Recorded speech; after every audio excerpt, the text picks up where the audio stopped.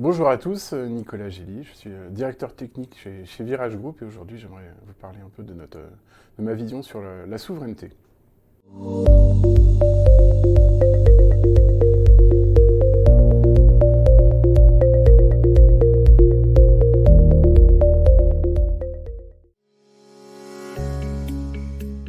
Donc, qu'est-ce que la souveraineté? De mon point de vue, il y a 3 niveaux à distinguer. La souveraineté juridique, la souveraineté opérationnelle et la souveraineté technologique. Sur la souveraineté juridique, il s'agit de se mettre à l'abri des lois extraterritoriales. On parle beaucoup du Cloud Act, qui fait peur à beaucoup d'organisations. C'est le niveau le plus accessible et on doit se prémunir de ce fameux Cloud Act. C'est assez simple, il y a des certifications en France comme le SecNum Cloud qui sont déjà abordables et qui permettent déjà de traiter ce problème de souveraineté juridique. Ensuite, il va y avoir la souveraineté opérationnelle. Ça consiste à faire fonctionner l'organisation si jamais un fournisseur coupe l'accès, augmente fortement ses prix ou change ses conditions générales.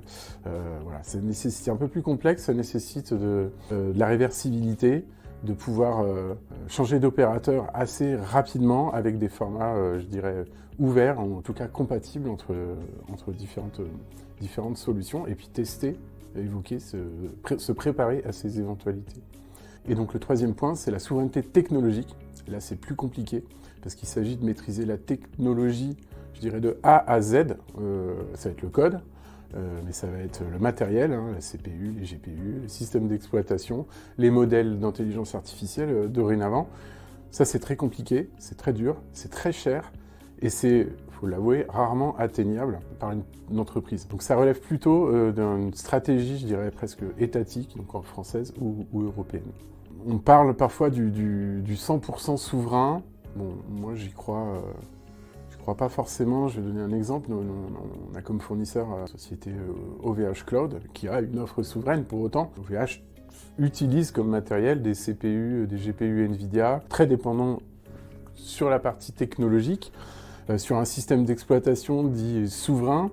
On sait qu'on embarque des milliers de librairies open source, mais qui sont mondiales, qui n'ont pas forcément été développées en France de façon souveraine. Et donc en ça, c'est quand même très difficile d'affirmer que le 100% souverain existe. Est-ce qu'on peut affirmer que notre SaaS est souverain? Oui. L'ensemble de nos données sont hébergées chez OVH Cloud, en France, à Roubaix. C'est le premier point. On est les seuls à détenir les clés de chiffrement des bases de données. Notre code est produit en France, donc de ce point de vue-là, on coche les cases de la souveraineté. On a un PRA, un plan de reprise d'activité, qui lui aussi est en France, donc on a un fournisseur secondaire. Ce qui est important pour nous, c'est de choisir des sociétés, des hébergeurs qui ont un statut juridique français, un siège social en France. Une petite anecdote, jusqu'à récemment, on avait sur notre PRA un acteur, je dirais, mondial, américain, avec l'engagement d'avoir nos données, nos sauvegardes stockées en France. C'était à Marseille.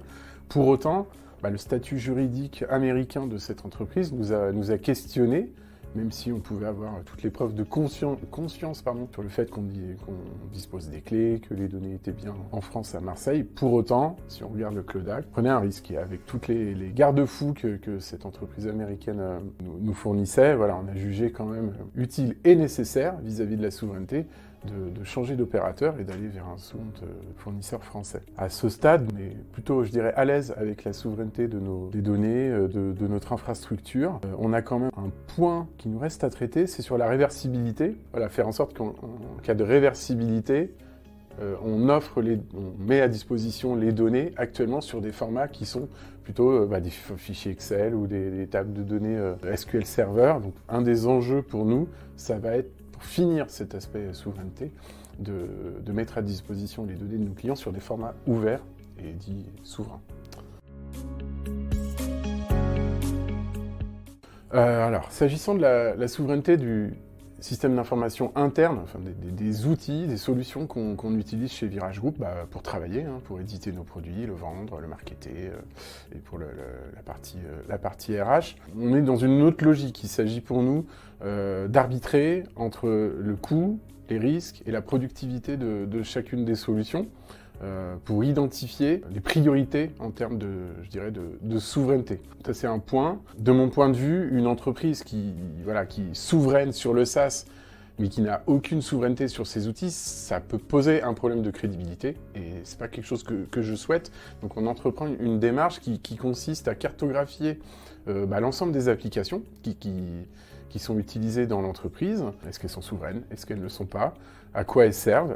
Est-ce qu'elles sont essentielles et vitales pour le fonctionnement de l'organisation? Et on va, avec cette cartographie, élaborer une matrice pour élaborer un plan d'action pour déterminer quel est notre degré de souveraineté. Une entreprise en France totalement souveraine, une entreprise privée, PME, ETI, même grands acteurs du marché, c'est pas possible à ce jour. Tous les outils ne le permettent pas. En revanche, on a un effort à fournir, et ça c'est possible sur certaines parties de nos systèmes d'information, d'aller vers des solutions plus souveraines. Alors ça peut passer sur de la bureautique, on pourrait imaginer facilement, passer de Microsoft 365 avec toute l'adoption qu'il y a et les usages, c'est pour ça que c'est pas si facile que ça, vers une solution dite plus souveraine, par exemple la suite numérique. Ce ne sont que des idées, pas des engagements. Sur la partie messagerie, il y a du Teams, il y a du Slack, là on est vraiment dans l'ultra-dépendance aux Amériques, on va dire. Bon, c'est pareil, il y a des solutions françaises, donc c'est des choix à faire. Quelles données il y a à l'intérieur? Est-ce que c'est des données qui mettent en stratégique, qui peuvent nous faire défaut en cas de coupure, en cas de fermeture de service? Ce dont on est certain sur l'intelligence artificielle, c'est qu'on en a fait la preuve en ce moment sur notre SaaS, c'est qu'on est bien en capacité d'utiliser une IA souveraine. C'est ce qu'on va mettre, je reviens sur le SaaS, à disposition de nos clients. Des systèmes d'intelligence artificielle hébergés au sein de nos SaaS, je vous le disais tout à l'heure, en France, à Roubaix, avec un modèle aussi souverain, un modèle Mistral. Donc on voit que c'est bel et bien possible de garantir cette souveraineté à l'heure actuelle. En revanche, peut-être pas encore avec les modèles les plus puissants. Non, pas totalement, je pense pas. Viser le 100% souverain, c'est probablement une mauvaise stratégie. Ce ne sera pas la nôtre à ce jour. Pourquoi? Parce que c'est très coûteux, ça risque de nous isoler aussi technologiquement, et ça va nous donner l'illusion, ou vous donner l'illusion d'une sécurité qui n'existe pas. Donc ce qu'on veut viser, ce que l'on doit viser, c'est plutôt une souveraineté, je dirais, lucide, logique, pragmatique. On cartographie nos dépendances, on va traiter en priorité qu'on estime stratégiquement critique, qu'on puisse garantir la réversibilité partout où c'est possible, au niveau de notre SaaS, au niveau de nos outils internes. Oui, ça existe pour l'inférence, pour l'hébergement. On a des modèles Mistral notamment, qui sont des modèles sur le cloud européen, mais ça va être plus difficile sur les modèles de toute dernière génération. On voit bien la compétition qu'il y a actuellement entre les acteurs. Mettre une IA souveraine, c'est d'abord se poser la question de quelles données on accepte d'envoyer où. Et en fonction de ces choix, on va pouvoir construire un modèle d'IA souverain, ou faire état que non, on est quand même dépendant, puisqu'on veut utiliser le dernier modèle le plus puissant, et malheureusement, à ce jour, ça peut nécessiter un transit de données. On sait que utiliser une IA chinoise ou américaine avec des données RH, des données confidentielles, ça pose problème, et c'est ces questions-là qui vont nous permettre de déterminer si on peut avoir un cas d'usage dit souverain. L'IA souveraine? Non, clairement pas. D'ailleurs, nous-mêmes, on souhaite être souverain. Tout le monde souhaite et a la nécessité, par rapport aux problématiques, je dirais, mondiales, au monde qui évolue, de se protéger. Bon nombre d'organisations sont quand même dépendantes, on le sait, d'outils de fournisseurs tels que Microsoft, très contents de leurs services. Mais voilà, si on se pose les questions jusqu'au bout, tout le monde doit se la pose, et donc c'est un enjeu pour tous les types d'organisations, qu'elles soient publiques ou privées. Et privées qui souvent travaillent avec des acteurs publics, et donc nécessairement doivent respecter certains engagements. Je dirais oui et non, pas mécaniquement, ça peut au contraire la stimuler, puisqu'il va s'agir de rattraper, je dirais, rapidement, et même peut-être d'aller plus loin que des solutions, des fonctionnalités non souveraines ou des outils que l'on utilise.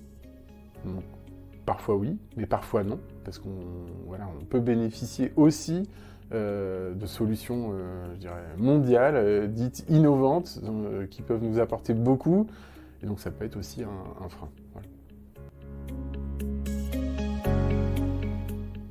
Un mot, en une phrase, hein, pour terminer. La souveraineté, c'est pas un drapeau qu'on va poser sur un data center, hein, c'est un contrat sur les clés de services rendus.